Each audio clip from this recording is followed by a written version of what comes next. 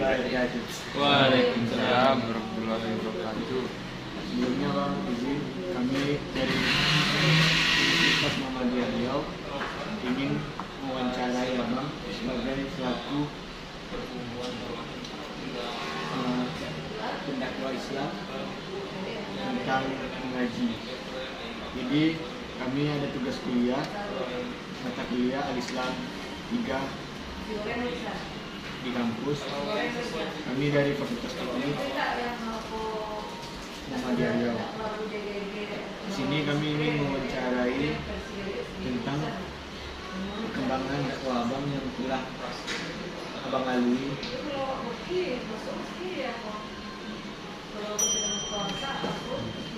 Maaf, ini Bang. Waalaikumsalam.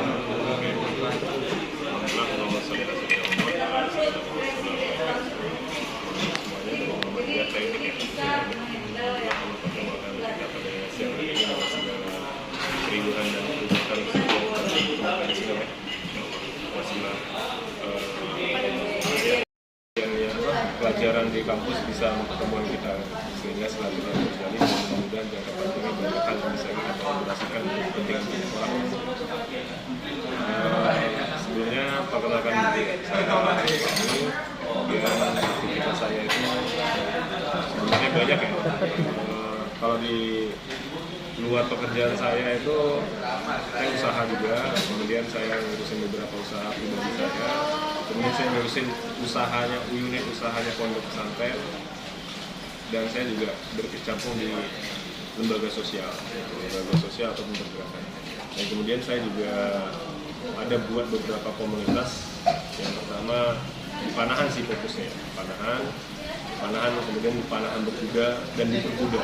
Jadi ada 3 deh, Panahan saja, Panahan berkuda dan berkuda. Ada 3 komunitas yang saya punya. Dan alhamdulillah sekarang jalan semua aktif, dan salah satunya Awali Archery, kalau mau dilihat Instagramnya Awali Archery. Kemudian ada Victory, kemudian ada endurance, kalau berkuda jarak jauh. Kemudian kalau di komunitas yang notabene anak muda tuh saya di Yuk Ngaji. Ada yang tahu ya? Baru dengar ya? Berarti belum terkenal berarti. Yuk Ngaji ini sudah ada 88 cabang di Indonesia, jadi aktif lumayan banyak. Kemudian di Yuk Ngaji saya mengembangkan namanya Hijrah Sport. Hijrah Sport, pernah dengar nggak? Baru sih, Hijrah Sport ini baru. Dan alhamdulillah pertama kali kita mengumpulkan di Hijrah Sport ini lumayan ramai ya, ada sekitar hampir ratusan orang yang datang. Mainnya simpel aja, main futsal, kemudian berkuda, mainnya kerjanya main aja gitu. Agak di masjid atau segala macam gitu ya. Itulah aktivitas saya sehari-hari ngurusin ini. Dan insya Allah nanti di Januari ini tanggal 22 kita mau ngadain Soul. Soul itu Story of Life.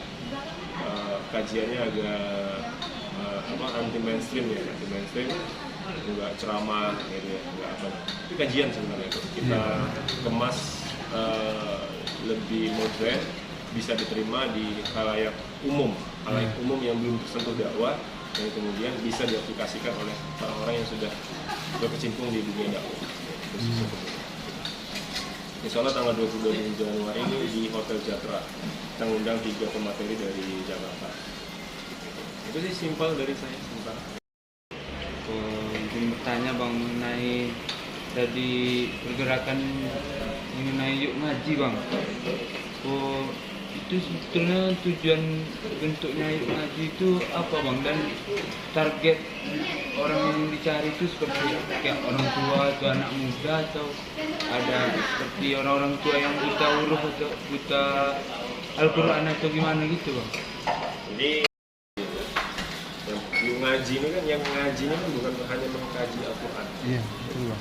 Jadi mengaji ini mengkaji itu banyak, mengkaji Al-Quran sehingga bisa diterapkan dalam kehidupan sehari-hari, kemudian bisa diaplikasikan dalam lingkungan dan aktivitas sehari-hari. Nah, jadi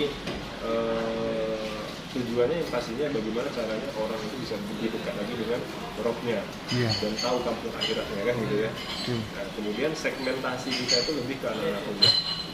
Segmentasi, walaupun ada juga bapak-bapak ya, satu dua orang ada lah gitu Iya. dengan kita gitu kan. Mungkin jiwa mudanya masih ini kan. Saya pun udah bapak-bapak juga sebenarnya kan, nggak ada dua kan. Jadi tujuannya tak lain dan tak bukan adalah mengajak orang hijrah. Hijrah ini ada dua ya. Hijrah ini kan artinya pindah ya. Iya, betul. Pindah ke lebih baik atau ke lebih buruk. Iya, iya. Nah, gitu kan. Jadi ini sama-sama hijrah nih kan. Iya. Dia mau lebih baik atau lebih buruk. Gitu kan. Nah, alhamdulillah mudah-mudahan kita berfokus ke bagaimana cara teman-teman ini hijrah lebih baik dengan cara soft bisa menyentuh gitu. Iya. Jadi kita dakwah ya nggak ada pakai gamisan, Iya, peci, betul. gitu kan. Bisa tapi bisa nyentuh. Yang tadinya kan saya baru dapat ya beberapa fakta. Saya pikir ketika saya sudah lebih baik, sering ke masjid, ngaji apa segala macam, saya akan kulot, gitu, sarungan, Iya. gamisan, gitu ya, lebih kolot lah, gitu kan. Iya. Ternyata saya tetap bisa olahraga, saya tetap bisa nongkrong seperti ini, gitu, ngopi apa segala macam, tetap bisa, gitu kan. Bahkan ekstrimnya teman-teman saya yang belum hijrah, itu saya juga duduk bareng sama mereka. Mereka sambil minum wine, minum apa segala macam itu ya saya biasa aja. Iya. Bahkan saya tidak menghinakan mereka. Ya kan, siapa tahu malah mereka pula yang duluan masuk surga pada saya. Iya, betul lah. Jadi bilang kan antum sesat, antum nggak begitu pula caranya kan. Ya ketika azan saya sholat, Iya, ya iya. kan. Oh saya masjid dulu ya. Iya. Dan akhirnya saya menemukan beberapa fakta di apa real ya di kehidupan saya di tahun 2016. Itu teman-teman saya itu merasa gak enak. Ini datang, gitu kan. Iya, Jadi iya. mereka nggak jadi minum gitu. Iya, betul. Belinya malah apa namanya ya kayak Fanta apa Iya. yang tempat minuman kaleng itu lah. Dulu kami nongkrongnya di Puraya, sebelah pasar buah itu tempat nongkrong kami. Ya, jadi ketika saya hijrah, saya nggak tinggalkan teman-teman saya itu. Wah udah alim nih, belum dekat dengan masjid. Wah itu masih aneh. Iya, iya. Kan gitu kebanyakan orang kan. Iya, Pak. Nah, saya tetap rangkul, tapi saya tetap menjaga. Jangan sampai saya yang terkontaminasi nih. Iya. Kalau bisa mereka yang terkontaminasi dengan saya kan gitu ya. Nah, itu tujuannya ngaji itu. Kenapa ada ngaji salah satunya, khususnya di Pekanbaru. Bagaimana caranya bisa masuk ke mereka, tapi kita ada lembaga atau komunitas yang bisa menaungi Iya, iya. lewat program-program, gitu kan? Pendekatannya ya simple ya gitu. Kenapa nggak ke masjid? Kenapa nggak ke masjid? Orang udah anti masjid sekarang. 2 tahun itu cukup mematikan orang untuk Iya. datang ke masjid. 2 tahun tuh ya. Iya. Corona ini cukup Corona. ampuh untuk mematikan orang datang ke masjid. Mulai males gitu. Kok bisa soalnya virtual kan gitu. Iya, iya, iya. Ya, kan orang udah mulai malas. Waktu hijrah lagi tenggelam. Sehingga memang kita bangkit dengan segala kamuflase dan alhamdulillah jamaahnya mulai ramai di mana komunitas lain pada redup kita tetap bangkit. Tapi kalau bisa jadi tapi misalnya ya, buat sholat berjamaah 1 jam main buat kajian 1 jam main lagi ya kan mainnya dapat kajiannya dapat soalnya nggak tinggal kan yang tadinya main futsal masih wah ini main futsal boleh juga yang tadi pakai mindset Iya. bukan kita tambahin tidak juga kan yang mudah-mudahan ketika mereka masuk juga mereka ingat dengan kita kan gitu. Dan satu lagi bang, faktor penghambat dan penghalang lah bang di organisasi ngaji ini bang, yang paling susah lah bang, untuk menghadapinya bang. Faktor penghambat ya. Ya, Faktor penghambat itu adalah yang paling simpel gitu. Sebenarnya agak ekstrim ya. iya, betul. Itu bukan orang kafir gitu. Bukan orang-orang awam yang belum paham agama gitu. Ini orang Islam ya, tapi dia belum paham agama. Bukan itu. Malah orang yang sudah paham sekali itu menjadi faktor penghambat utama. Gitu. Jadi misalnya kalau bukan golongan kami, enggak masuk. Kalau nggak ngaji di sini, oh bukan kami, kan gitu ya. Iya, iya. Tahu lah kemana arahnya kan? Iya, iya. Kalau nggak di sini, oh, kalau nggak ini, kan gitu Oh, kita, iya. kan. Nah, jadi faktor penghambatnya malah dari internal kita yang sudah lebih tinggi gajiannya. Iya. Padahal Allah sampaikan bahwasanya abdul minan nas kan gitu ya. Iya. Tetap jalinkan hubungan baik dengan sesamamu kan gitu ya. Habis itu abdul minan nafsi dengan diri sendiri kan gitu. Abdul minan nas ini yang banyak ditinggalkan orang. Bahkan dia lebih dekat sama orang kafir daripada dengan sama kita gitu kan. Bahkan ya itulah itu loh paling ekstrim menurut saya dibandingkan kalau yang lain itu kendalanya apa lah uang kan gitu ya dakwah Iya. itu dana misalnya dakwah, kok dakwah harus begini ya, mau tidak dipungkiri dakwah ini butuh uang. Nah, makanya bagaimana caranya gitu, jangan cari kehidupan di dakwah tapi hidupkanlah dakwahnya gitu ya. Kayak kita sedang fokus itu bagaimana caranya orang-orang yang fokus di dakwah ini tetap hidup, ya kan? Kita coba kasih mereka tetap bisa punya usaha, punya pekerjaan gitu, sehingga mereka ketika punya dana mereka bisa support dakwah gitu. Kurang lebih. Bisa dijelaskan nggak Bang secara singkat bagaimana kondisi nyata perkembangan yang dirasakan oleh organisasi atau pada diri Abang? Kalau dari organisasi yang pastinya perkembangannya ya signifikan ya. Tadinya cuma 1, 2, 3, 4 ternyata dari mulut ke mulut ya, dari mulut ke mulut gitu kan. Sebaik-baiknya itu adalah dari orang itu sendiri kan gitu. Marketing terbaik itu adalah orang yang sudah merasakan dampaknya. Ya alhamdulillah cukup signifikan ya gitu ya. Maksudnya itu dengan metode yang kita gunakan saat ini itu tidak berkurang jamaah kita, malah makin ramai ya. Walaupun sebenarnya memang kalau ketika ke masjid sepi gitu. Nah itu masih lemahnya kita di situ. Tapi ketika diajak ke lapangan gitu ya, ketika diajak ke hutan, main, pokoknya main lah, itu masih ramai. Tapi itu secara kesadaran sudah mulai gitu kan, kesadaran. Tapi secara religiusnya itu belum ini. Makanya PR kita tuh di situ. Bagaimana caranya kita tetap bisa berkumpul main sama, tetap ingat Allah gitu kan. Tapi ya tetap inilah gimana caranya masjid itu menjadi tujuan utama kita gitu kan. Karena yang bisa pertama itu kan yang diminta pertanggungjawaban pertama itu kan adalah sholat kita kan. Malah sholat kita yang kita tinggalkan gitu. Kemudian kalau untuk diri saya sendiri, yang pastinya dulu ini saya termasuk orang paling kapitalis, sekuler itu ya dalam arti saya tidak mau menyangkutkan sesuatu dengan urusan agama. Kalau urusan ini udah ini, urusan agama misalnya agama. Benar, itu sekuler banget saya dari 2012 sampai 2011 sampai 15 gitu. 15 itu ke 16 saya mulai dapat sentuhan sedikit. Sampai sekapitalis itu. Kalau ketemu antum ya mau masuk. Jadi udah ada makan siang gratis. Dampak terbesarnya ketika saya berada di ruang lingkup dakwah, khususnya Ngaji dan banyaklah media-media dakwah yang saya lewati gitu ya. Itu kok berubah ya? Saya resign dari tempat kerjaan saya lama yang gajinya lebih dari 20 juta sebulan, pendapatannya lebih besar daripada gaji saya tinggalkan itu dengan gaji yang masya Allah 1 juta pun nggak nyampe waktu itu ya. Saya ngurusin pondok, ini ya pondok yang saya urusin sekarang. Sampai sekarang paling berapa lah gitu, dibandingkan di luar ya. Tapi secara kehidupan itu nggak pernah berkurang. Saya mau ini ada aja, saya mau ini ada aja. Sehingga memang itu loh dampaknya kebutuhan pribadi itu rasanya terpenuhi dengan sendirinya. Ya, kemudian segala banyak kemudahan yang Allah berikan dalam mengurusin apapun, mulai dari pribadi, keluarga, mengurusin kerjaan, sampai usaha, mengurusin organisasi itu kayak banyak aja kemudahan. Kayak misalnya kita mengurusin agenda soalnya butuh dana 48 juta, nggak tahu nih dana dari mana. Udah bismillah aja lah, bismillah. Ternyata Allah mudahkan gitu, ada nggak kemudahan? Ada yang pinjamin gitar lah, ada yang pinjamin hotel yang murah sekali, tapi hotelnya kelas gitu kan, bukan main-main gitu. Nah itulah salah satu contohnya, ternyata benar salah satu yang disampaikan oleh Allah Subhanahu Wa Taala dan Rasulnya gitu. Ketika engkau mudahkan segala urusan itu, kan gitu kan, ataupun urusan agamamu kan gitu kan, Allah mudahkan urusan. Jadi udah kenapa enggak gitu kan?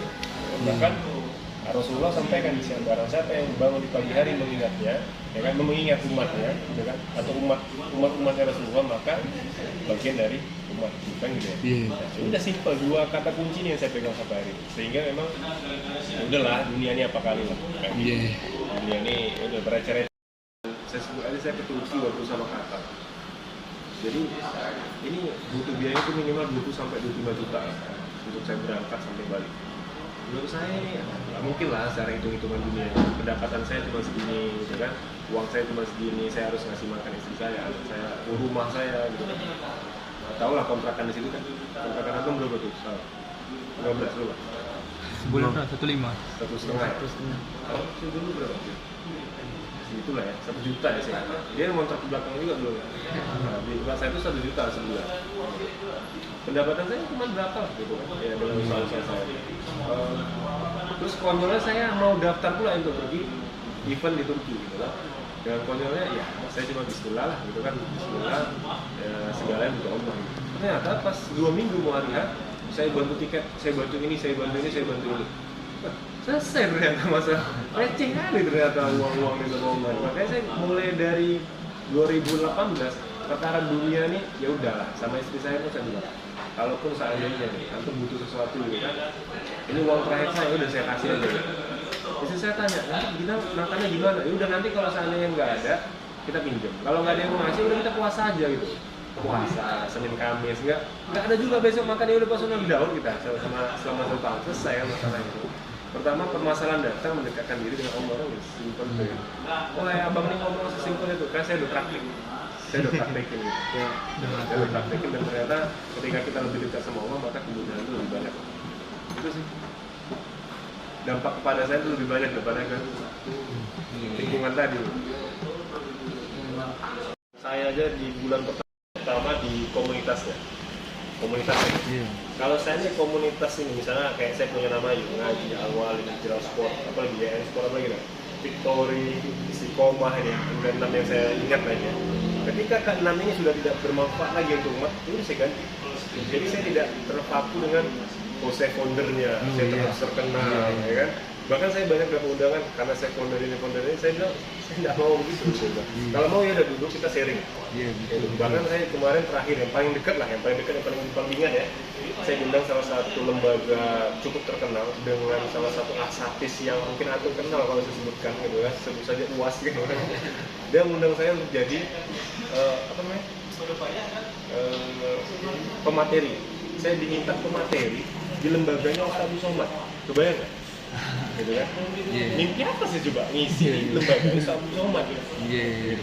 Nah ternyata level saya ternyata udah sampai di situ gitu. Ketika saya tidak mau naik level di pandangan manusia, ya kan? Ketika saya nggak mau naik level di pandangan manusia, ternyata Allah yang naik level saya gitu. Kok bisa saya buka dengan ulama-ulama tadi? Gitu. Kalau saya antum lihat pergi ke pondok, foto ulama itu hampir semua ulama di Indonesia udah masuk datang ke situ.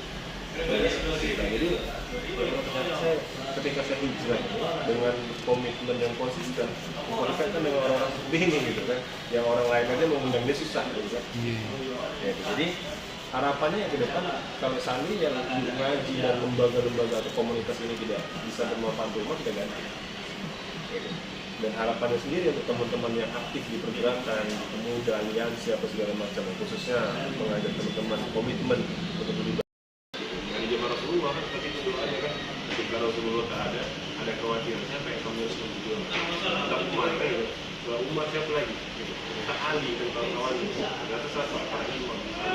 Tapi kita lagi itu siapa? Jadi ya kita bukan suci kita ini buat saja gitu kan, buat aja yang bisa kita buat, apa namanya, sebaik lah gitu kan, sebaik sama-sama Muhammadiyah ya kan, belum yang lainnya. Saya di STPI itu ya, sekolah tinggi penerbangan nomor saya ya kan, jadi dia takut sama saya bukan sama Allah gitu, jauh kita dari Allah tadi kan. Bang sholat bang, aku sholat dulu. Nah, pasti takut sama senior kan, kalah itu ilmu Quran. Tamat SMA saya ke masjid itu hampir dibilang nggak pernah tinggal. Pas ketika saya masuk dinas pendidikan jadi taruna 1 tahun pertama, di 3 bulan pertama itu memang 3 bulan tuh hampir saya nggak sholat gitu. Kenapa? Karena takut sama senior gitu. Satu kancing kan gitu. Satu kancing debu. Nah, begitulah. Jadi itulah simpelnya begitu. Ya harapannya ya teman-teman bisa menjalankan kalau kami bilang misi yang Allah kirimkan. Makanya kalau misalnya saya bilang kita ini apa? Karyawannya Allah. Gitu. Dan PNS kita nih, pegawai Nabi Muhammad SAW gitu kan. Predikat tertinggi itu adalah karyawan Allah, nggak ada yang lain. Itu paling simpelnya. Nanti banyak cakap kali lebih. Bukan bang Syekh. Ini Syekh juga nih.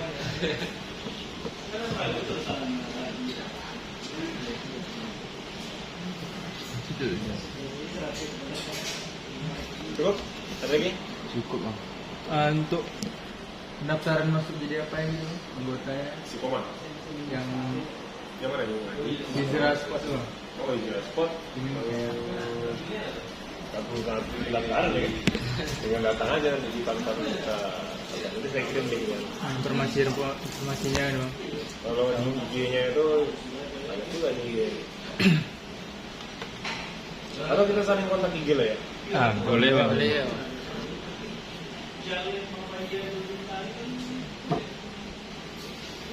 Masih sombong. Sekali.